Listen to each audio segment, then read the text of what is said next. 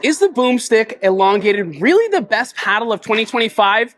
I'm going to go out on a limb and say pretty close to yes. I've been reviewing this paddle for just over 2 weeks now, and it was very close to taking the top spot in my bag.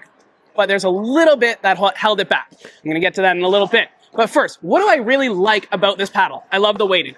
Probably one of the nicest paddles from stock that you've ever played with. I did end up adding a little bit of weighting on the throat and on the top just to open up the sweet spot, but from stock, probably one of the nicest paddles I've ever played with. The BoomStik, as I'm sure you've heard, is very powerful. One of the most powerful paddles on the market. And at the baseline, beautiful, right? Drive, serves, phenomenal. Midcourt and net, really good with an asterisk. I actually love the dinking on the elongated paddle. Lovely reach, great spin, great control, especially on my backhand dinks. Really nice. The only place that I couldn't get used to the BoomStik was in the pop, especially at the net. And I found that once I started getting into games where there was pressure, there was a faster ball, I was just popping it up that little bit too much, right? And as I'm sure we all know, it's that little bit of a pop-up that makes the difference between you staying in that point and not.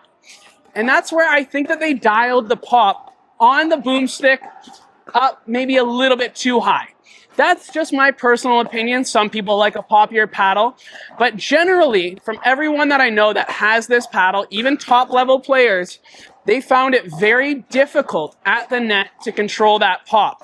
Is it untamable? No. Does it need an adjustment period? Absolutely. But is that adjustment period worth it considering all the other amazing attributes about it? Definitely. I mean, there is a reason that we have sold out of this paddle several times, is because it is one of the best on the market for the price point. You would hope so. But it is a very confidence-inspiring paddle if you take the time to get used to it, right? Hitting those hard drives effortlessly with a ton of spin and switching to your drops and then just getting a ton of spin and dropping right over the net into the kitchen. It's a really great feeling. So who would I say the BoomStik Elongated is for after testing it for several weeks? Could an entry-level player use this? Yes, for sure. Have I seen entry-level players buy this paddle? Yes. Is it a little poppy for them at the beginning? For sure.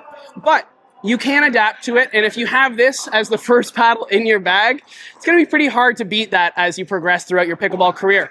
But if you are an elite player, you're a pro, Jack Sock has his own pro model of this with a nice American flag. The reason that he's using it is because it's so good, right? There's a lot of top players around the world that are now using this paddle. So I would say that this could be used by anyone on the spectrum. Is it more geared towards a higher level player? For sure. Is it approachable enough for an entry level or beginner player to get their hands on it and work from there? Definitely. But it didn't take the top spot in my bag. That went to the RPM wide body, the Friction Pro. So if you want to go and check out that, I'll link it down below. But yeah, it is a phenomenal paddle nonetheless. If you guys have any questions about this, leave it in the comment section below. And I'm wondering, do you think we'll see more crazy power paddles like this in 2026? Or do you think the power wave is coming to an end? Let me know your thoughts.